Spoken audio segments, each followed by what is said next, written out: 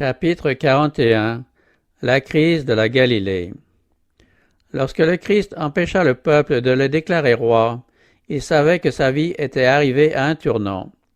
Des foules qui désiraient le placer sur un trône ce jour-là se détourneraient de lui le lendemain. Déçus dans leurs ambitions égoïstes, leur amour ferait place à la haine, la louange à la malédiction. Quoiqu'il sût tout ceci, il ne fit rien pour éviter la crise. Même au début, il n'avait pas laissé espérer à ses disciples des avantages temporels. À quelqu'un qui avait exprimé le désir de devenir son disciple, il avait dit « Les renards ont des tanières et les oiseaux du ciel ont des nids, mais le Fils de l'homme n'a pas où reposer sa tête. » Si elles avaient pu avoir en même temps le monde et le Christ, des multitudes lui eussent offert leur serment d'allégeance. Un tel service était inacceptable. Parmi ceux qui le suivaient alors, plusieurs avaient été attirés par l'espoir d'un royaume terrestre. Il fallait les détromper. L'enseignement spirituel profond que recelait le miracle des pains n'avait pas été compris. Il convenait de l'expliquer. Cette nouvelle révélation allait constituer une nouvelle mise à l'épreuve. Le miracle des pains fut divulgué au près et au loin, de sorte que de beau matin, le lendemain, on se rassembla à Bethsaïda pour voir Jésus. On accourait en grand nombre par terre et par mer. Ceux qui l'avaient quitté la veille au soir revenaient dans l'espoir de le retrouver là, car il n'y avait pas eu de barque lui permettant de traverser le lac. Frustrés dans leur attente, plusieurs revinrent à Capernaum, toujours à ses recherches. Entre-temps, il était arrivé à Génézareth, après une absence d'un jour seulement. Dès que l'on apprit qu'il avait abordé, les gens parcoururent toute la région et se mirent à apporter des malades sur des grabats, partout où l'on apprenait qu'il était. Après quelque temps, il entra dans la synagogue, et c'est là que le trouvèrent les gens venus de Bethsaïda. Ils apprirent par les disciples comment il avait traversé le lac. La violence de la tempête, les longues heures où ils avaient ramé vainement contre les vents, l'apparition soudaine du Christ marchant sur les eaux, la peur éprouvée, les paroles rassurantes, l'aventure de Pierre et ce qui s'en était suivi, la tempête apaisée et l'arrivée rapide de la barque à terre, tout ceci fut raconté fidèlement à la foule émerveillée. Ce qui n'empêcha pas quelques-uns de demander « Rabbi, quand es-tu venu ici ?» On espérait entendre de sa propre bouche le récit du miracle. Jésus ne voulut pas satisfaire leur curiosité. Il leur dit tristement « Vous me cherchez non parce que vous avez vu des miracles, mais parce que vous avez mangé des pains et que vous avez été rassasiés. » Leur recherche n'était pas désintéressée. Ayant été nourris avec des pains, ils espéraient obtenir des avantages matériels s'ils s'attachaient à lui. Le Sauveur les exhorta « Travaillez non en vue de la nourriture qui périt, mais en vue de la nourriture qui subsiste pour la vie éternelle. Ne recherchez pas uniquement des avantages matériels. Ne vous préoccupez pas avant tout de pourvoir aux nécessités de la vie présente. Recherchez plutôt la nourriture spirituelle, cette sagesse qui a une durée éternelle.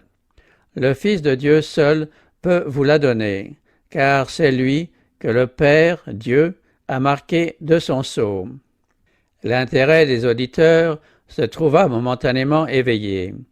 Ils demandèrent « Que ferons-nous pour travailler aux œuvres de Dieu ?» Ils s'étaient soumis à des efforts variés et harassants pour se rendre recommandables à Dieu. Ils étaient prêts à se voir recommander de nouvelles observances, leur assurant de plus grands mérites. Leur question revenait à ceci « Que faire pour mériter le ciel? À quel prix pouvons-nous obtenir la vie future ?»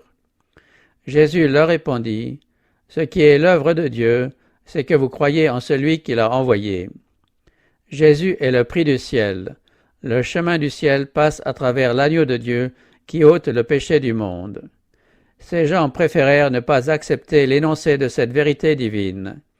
Jésus avait accompli exactement l'œuvre que la prophétie avait attribuée d'avance au Messie, mais ils n'avaient pas vu ce que leurs espoirs égoïstes attendaient du Messie. Il est vrai que le Christ avait nourri la foule, pour une fois, avec des pains d'orge, mais au jour de Moïse, Israël avait été nourri de manne 40 années durant, et l'on attendait du Messie de plus grands bienfaits. Ces mécontents se demandaient si Jésus était capable d'accomplir des œuvres aussi étonnantes que celles dont ils avaient été les témoins, pourquoi ne procurait-il pas santé, force, richesse au peuple tout entier, et en plus la liberté politique, la puissance et les honneurs? Ils n'arrivaient pas à comprendre pourquoi, tout en se disant l'envoyé de Dieu, il refusait d'être le roi d'Israël. Pour eux, il s'agissait d'un mystère impénétrable. Son refus était mal interprété. Certains ont conclu qu'il n'osait pas revendiquer ces titres parce qu'il avait des doutes sur le caractère divin de sa mission. Leur cœur s'étant ouvert à l'incrédulité, la semence jetée par Satan portait son fruit de malentendus et de défection. Non sans quelque ironie, un rabbin demanda « Quel miracle fais-tu donc, afin que nous le voyions et que nous te croyions? Quelle est ton œuvre? Nos pères ont mangé la manne dans le désert, selon ce qui est écrit, il leur donna à manger le pain venu du ciel. » Oubliant que Moïse n'avait été qu'un simple instrument, et méconnaissant le véritable auteur du miracle, les Juifs attribuaient à Moïse l'honneur d'avoir donné la manne. Leur père avait murmuré contre Moïse et mis en question ou même nié sa mission divine. Animés du même esprit, les enfants rejetaient maintenant le messager que Dieu leur envoyait. Jésus leur dit « En vérité, je vous le dis, ce n'est pas Moïse qui vous a donné le pain venu du ciel. » Il se tenait au milieu d'eux, celui qui avait donné la manne. Le Christ lui-même avait marché devant les Hébreux au désert et les avait nourris du pain venu du ciel. Cet aliment symbolisait le vrai pain céleste. L'esprit vivifiant est penché de la plénitude infinie de Dieu. Voilà la vraie manne. Jésus déclare « Le pain de Dieu, c'est celui qui descend du ciel et qui donne la vie au monde. » Comme s'il s'était encore agi de nourriture temporelle, quelques-uns des auditeurs s'écrièrent « Seigneur, donne-nous toujours ce pain-là. » Alors Jésus leur dit carrément « Moi, je suis le pain de vie. » L'image dont Jésus s'est servi était bien connue des Juifs. Sous l'inspiration du Saint-Esprit, Moïse avait dit « L'homme ne vit pas de pain seulement, mais de tout ce qui sort de la bouche de l'Éternel. » Et Jérémie avait écrit « Dès que j'ai entendu tes paroles, je les ai dévorées. Tes paroles font la joie et les délices de mon cœur. » Les rabbins eux-mêmes avaient coutume de dire que l'étude de la loi et la pratique des bonnes œuvres étaient signifiées au sens spirituel par la mendication du pain. La leçon spirituelle profonde qui se dégageait du miracle des pains devenait claire à la lumière de l'enseignement des prophètes. C'est cette leçon-là que le Christ s'efforçait d'enseigner à ses auditeurs dans la synagogue. S'ils avaient eu l'intelligence des Écritures, ils eussent compris sa déclaration « Je suis le pain de vie ». Le jour précédent, une grande foule épuisée de fatigue avait été nourrie par le pain qu'il avait distribué. De même qu'ils avaient été fortifiés et restaurés physiquement par ce pain, ils pouvaient recevoir du Christ la puissance spirituelle qui assure la vie éternelle. « Celui qui vient à moi, dit-il, n'aura jamais faim, et celui qui croit en moi n'aura jamais soif. » Il ajouta cependant, « Vous m'avez vu et vous ne croyez pas. » Ils avaient vu le Christ grâce au témoignage du Saint-Esprit, par la révélation divine communiquée à leurs âmes. Les preuves vivantes de sa puissance s'étaient présentées à eux jour après jour, et voilà qu'ils réclamaient un nouveau signe. S'il leur avait été accordé, ils seraient restés aussi incrédules qu'auparavant. Si ce qu'ils avaient vu et entendu n'avait pas le pouvoir de les convaincre, toute autre démonstration d'actes miraculeux fut restée sans effet. L'incrédulité arrivera toujours à excuser ses doutes et à éliminer les preuves les plus positives. Le Christ adressa un appel suprême à ces cœurs obstinés. « Je ne jetterai point dehors celui qui vient à moi. » Tous ceux qui le recevraient, dit-il, auraient la vie éternelle. Aucun ne serait perdu. Plus besoin de disputes entre pharisiens et sadducéens au sujet de la vie future. Les hommes ne doivent plus désespérer au sujet de leur mort. Voici en effet la volonté de mon Père, que quiconque contemple le Fils et croit en lui ait la vie éternelle, et je le ressusciterai au dernier jour. Scandalisés, les chefs disaient « Celui-ci n'est-il pas Jésus, le fils de Joseph, lui dont nous connaissons le père et la mère? Comment donc dit-il « Je suis descendu du ciel » ? Il s'efforçait d'éveiller des préjugés en rappelant dédaigneusement les humbles origines de Jésus. Il mentionnait avec mépris sa vie d'ouvrier galiléen ainsi que la pauvreté et l'humble condition de sa famille. Les prétentions d'un charpentier privé d'instruction, disait-il, ne méritaient pas l'attention. En raison de sa naissance mystérieuse, on insinuait qu'il était de parenté douteuse et l'on jetait le discrédit sur sa légitimité. Jésus ne voulut pas expliquer le mystère de sa naissance. Il ne fit aucune réponse aux questions concernant sa descente du ciel, pas plus qu'il n'avait répondu aux questions posées touchant sa traversée du lac. Il n'attira pas l'attention sur les miracles qui avaient marqué sa vie. C'est volontairement qu'il avait consenti à se dépouiller et à prendre la forme de serviteur. Cependant, ses paroles et ses œuvres manifestaient son caractère. Tout cœur accessible à la lumière divine n'hésiterait pas à reconnaître en lui le Fils unique venu du Père, plein de grâce et de vérité.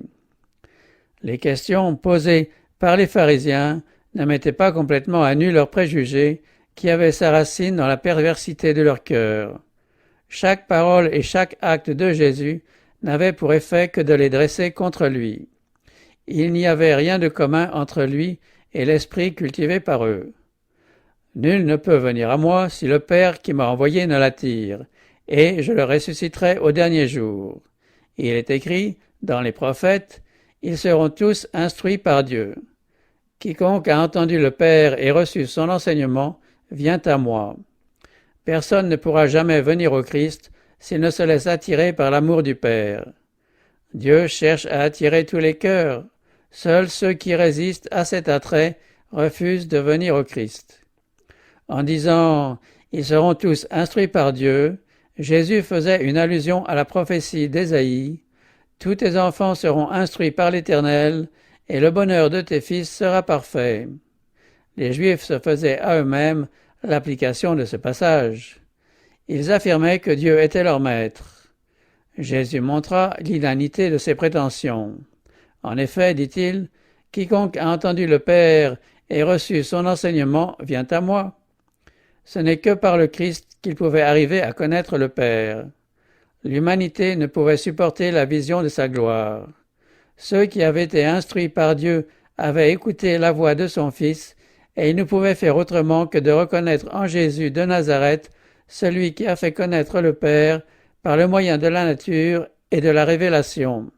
En vérité, je vous le dis, celui qui croit en moi a la vie éternelle. Par l'intermédiaire de Jean, le bien-aimé, qui entendit prononcer ces paroles, le Saint-Esprit a déclaré aux Églises « Voici ce témoignage, Dieu nous a donné la vie éternelle, et cette vie est en son Fils. Celui qui a le Fils a la vie. » Et Jésus dit « Je le ressusciterai au dernier jour. » Le Christ est devenu une même chair avec nous, pour que nous devenions un même esprit avec lui. C'est en vertu de cette union que nous sortirons du sépulcre, non seulement pour attester la puissance du Christ, mais parce que, par la foi, sa vie sera devenue notre vie. Ceux qui reconnaissent le Christ pour ce qu'il est en réalité et qui le reçoivent dans leur cœur ont la vie éternelle. Le Christ habite en nous par l'Esprit, et l'Esprit de Dieu reçu dans le cœur par la foi est le commencement de la vie éternelle. On avait rappelé au Christ la manne que les pères avaient mangée au désert, comme pour lui dire que la dispensation de cet aliment était un miracle supérieur à ce que le Christ avait accompli. Mais il montre combien ce don est mesquin comparé aux bénédictions qu'il est venu nous communiquer. La manne ne pouvait entretenir que l'existence terrestre. Elle ne pouvait ni prévenir la mort, ni assurer l'immortalité, tandis que le pain du ciel peut nourrir l'âme en vue de la vie éternelle. Le Sauveur dit « Je suis le pain de vie. Vos pères ont mangé la manne dans le désert et ils sont morts. C'est ici le pain qui descend du ciel, afin que celui qui en mange ne meure pas. Moi, je suis le pain vivant descendu du ciel. Si quelqu'un mange de ce pain, il vivra éternellement. » À cette image, le Christ va en ajouter une autre. Sa mort était indispensable pour qu'il pût communiquer la vie aux hommes. Dans les paroles qui suivent, il désigne sa mort comme le moyen de salut. Le pain que je donnerai, c'est ma chair pour la vie du monde. Les Juifs étaient sur le point de célébrer la Pâque à Jérusalem pour commémorer la nuit où Israël avait été délivré, alors que l'ange exterminateur avait frappé les foyers égyptiens. Dieu voulait que par l'agneau pascal, les Juifs contemplassent l'agneau de Dieu et reçussent celui qui s'est donné pour la vie du monde. Mais les Juifs en étaient venus à considérer le symbole comme ayant son but en soi-même, et ils avaient perdu de vue sa signification. Ils ne discernaient pas le corps du Seigneur. Les paroles du Christ avaient pour objet la même vérité que le service pascal annonçait. Mais cela ne servit à rien. Irrités, les rabbins demandèrent « Comment celui-ci peut-il nous donner sa chair à manger ?» Ils faisaient semblant d'attacher à ces paroles le même sens littéral que Nicodème quand il demandait « Comment un homme peut-il naître quand il est vieux ?» Ils avaient bien deviné l'intention de Jésus, mais ils n'étaient pas disposés à l'avouer. En détournant le sens de ces paroles, ils espéraient créer un préjugé défavorable chez les auditeurs. Le Christ ne consentit pas à adoucir ces déclarations. Au contraire, il réaffirma la même vérité dans un langage encore plus fort. En vérité, je vous le dis, si vous ne mangez la chair du Fils de l'homme et si vous ne buvez son sang, vous n'avez pas la vie en vous. Celui qui mange ma chair et qui boit mon sang a la vie éternelle, et je le ressusciterai au dernier jour. Car ma chair est vraiment une nourriture, et mon sang est vraiment un breuvage. Celui qui mange ma chair et boit mon sang demeure en moi et moi en lui. Manger la chair et boire le sang du Christ, c'est le recevoir en qualité de sauveur personnel, croire qu'il pardonne nos péchés et qu'en lui nous sommes consommés. En contemplant son amour, en méditant constamment sur ce sujet, en nous désaltérant à cette source, nous devenons participants de sa nature. Ce que la nourriture est au corps, le Christ doit être à l'âme. La nourriture n'est utile qu'à celui qui la reçoit et l'assimile.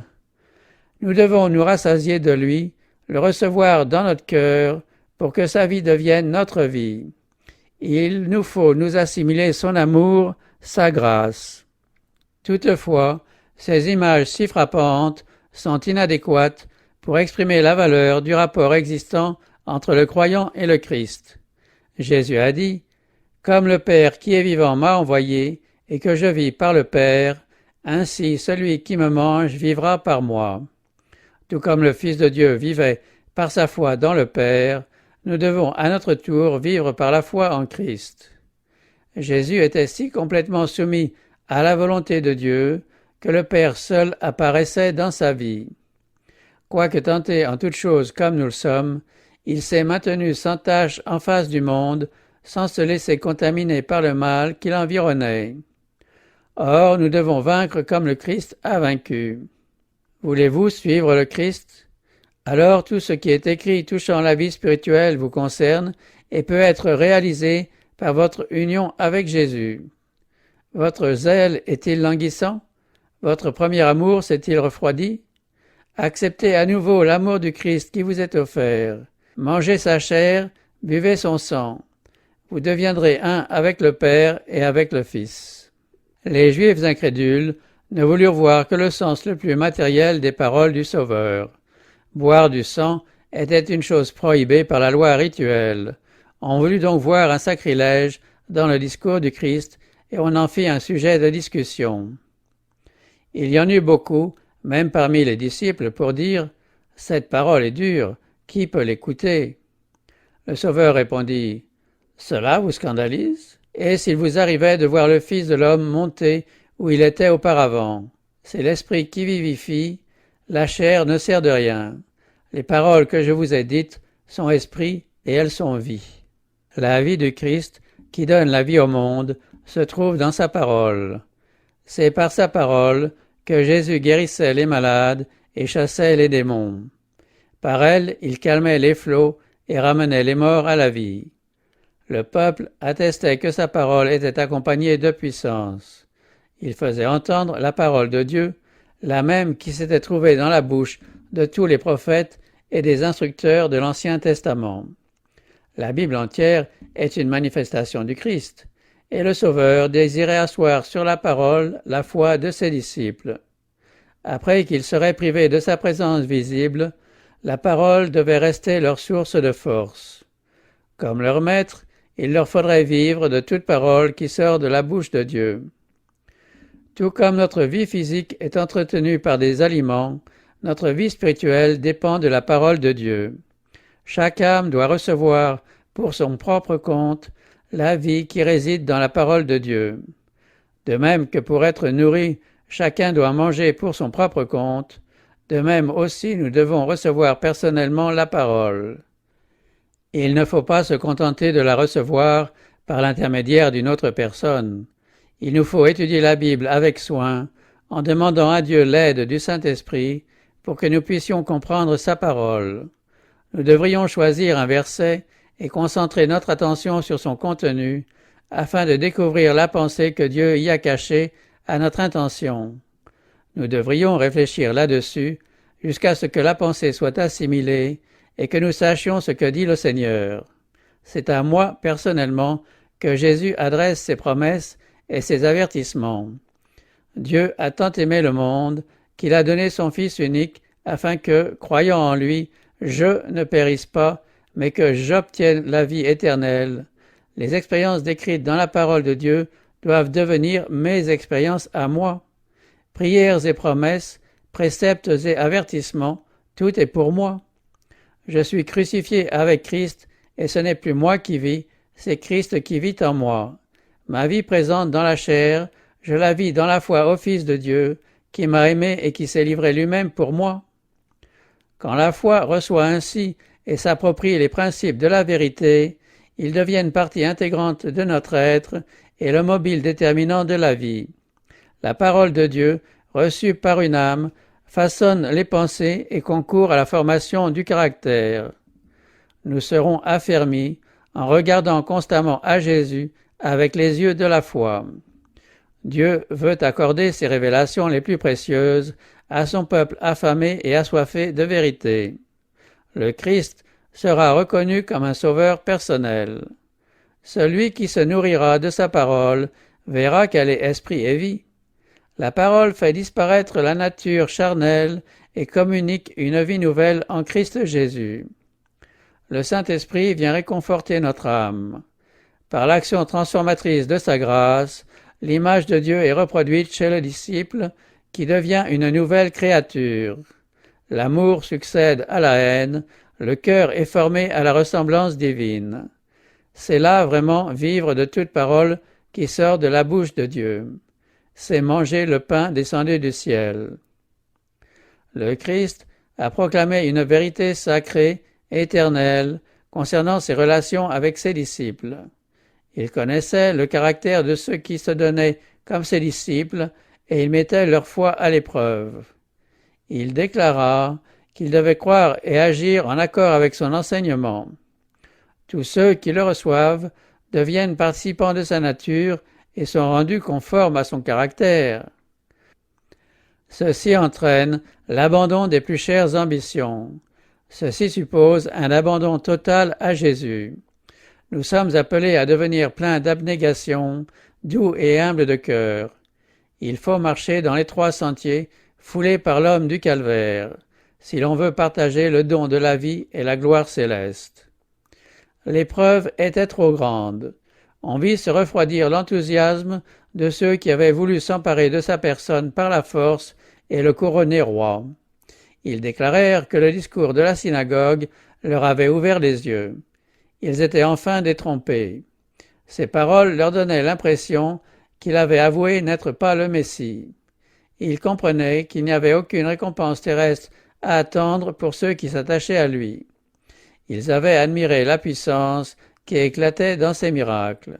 Ils désiraient être délivrés de la maladie et de la souffrance, mais refusaient de partager sa vie de sacrifice.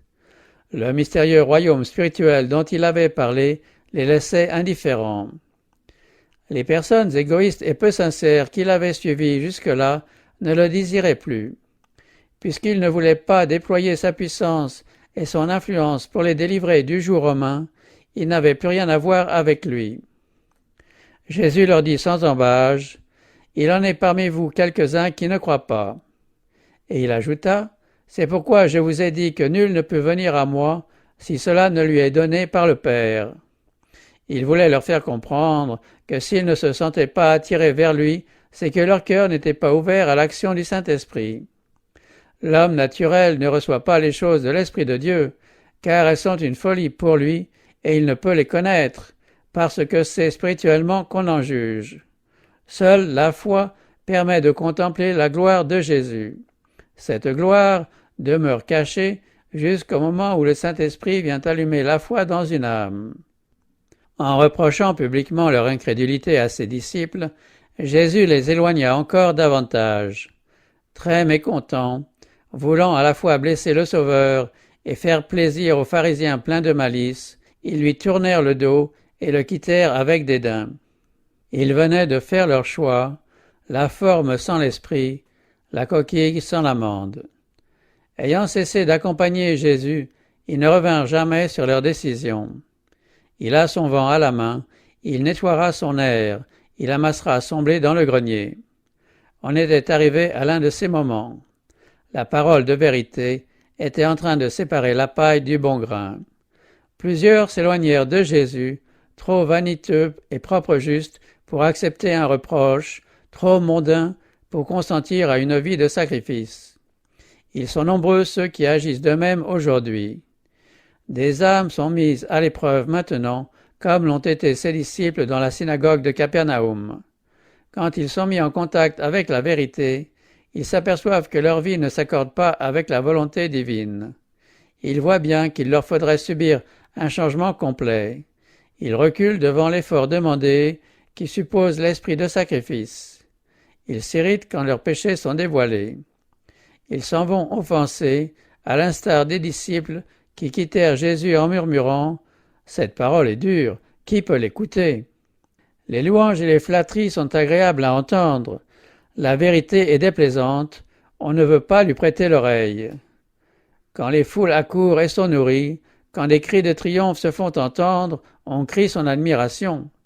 Dès que l'Esprit de Dieu fouille les cœurs et met à nu le péché, exigeant qu'on y renonce, on tourne le dos à la vérité et l'on cesse d'accompagner Jésus. Quand ses disciples mécontents eurent quitté le Christ, un esprit différent s'empara d'eux.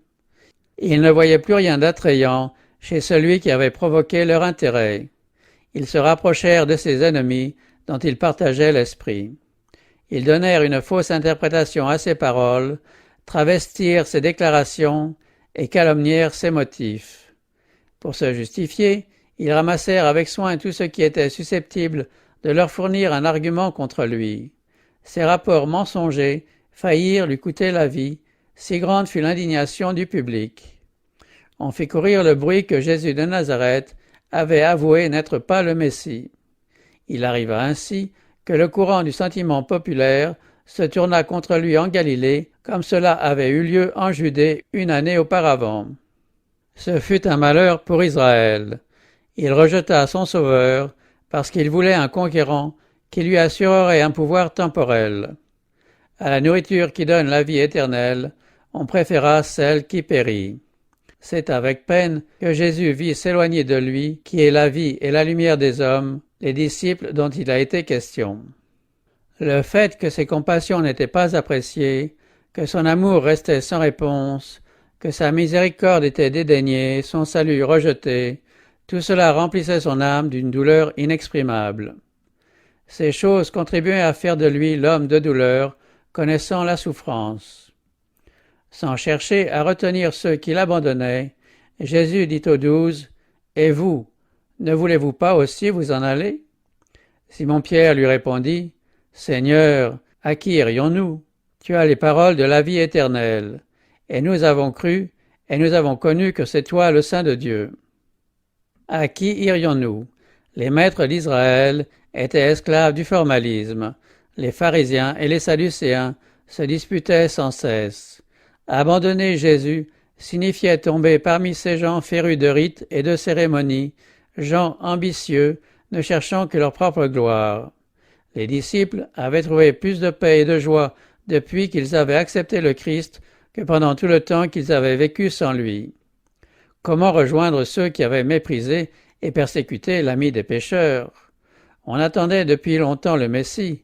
Impossible maintenant qu'il était venu de l'abandonner en faveur de ceux qui en voulaient à sa vie et qui les avaient persécutés parce qu'ils l'avaient suivi. À qui irions-nous? Il n'est pas question de renoncer aux enseignements du Christ, à ses leçons d'amour et de miséricorde, pour se plonger dans les ténèbres de l'incrédulité et de la méchanceté mondaine. Alors que le Sauveur, se voyant abandonné de beaucoup de ceux qui avaient été témoins de ses œuvres merveilleuses, Pierre exprima la foi des disciples. « Tu es le Christ !» Il ne pouvait songer sans déchirement à se séparer de cette encre de l'âme. Se priver du Sauveur, c'était aller à la dérive sur une mer sombre et agitée. Bien des paroles et des actes de Jésus semblent mystérieux à des esprits finis, mais chacune de ces paroles, chacun de ces actes poursuit un but bien défini dans l'œuvre de la rédemption. Tout est calculé en vue du résultat escompté. Si nous étions capables de comprendre ses desseins, tout nous paraîtrait logique, parfait et en accord avec sa mission.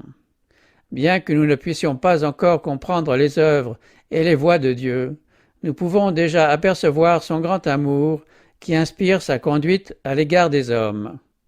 Celui qui vit dans l'intimité de Jésus arrive à comprendre dans une grande mesure le mystère de la piété. Il reconnaît la grâce qui distribue des réprimandes, qui éprouve le caractère, qui dévoile les secrets des cœurs. En présentant la vérité qui allait mettre à l'épreuve ses disciples et en éloigner un grand nombre, Jésus n'ignorait pas le résultat. Mais il poursuivait un dessein miséricordieux. Il prévoyait les terribles épreuves auxquelles seraient soumis ses disciples bien-aimés à l'heure de la tentation. Son agonie en Gethsémanée, la trahison et le crucifixion constitueraient pour eux un véritable tourment. Sans cette mise à l'épreuve, beaucoup l'auraient suivi pour des motifs égoïstes. Quand leur Seigneur fut condamné par le tribunal, quand les foules qui avaient voulu le proclamer roi l'accablèrent de mépris, quand une tourbe ivre de fureur criait « Crucifie-le », quand leurs ambitions mondaines furent frustrées, ces êtres épris d'eux-mêmes l'eussent renié, ajoutant à l'amertume des vrais disciples déjà déçus dans leurs espoirs les plus chers. À cette heure sombre, l'exemple de ceux qui l'eussent abandonné aurait pu en entraîner d'autres.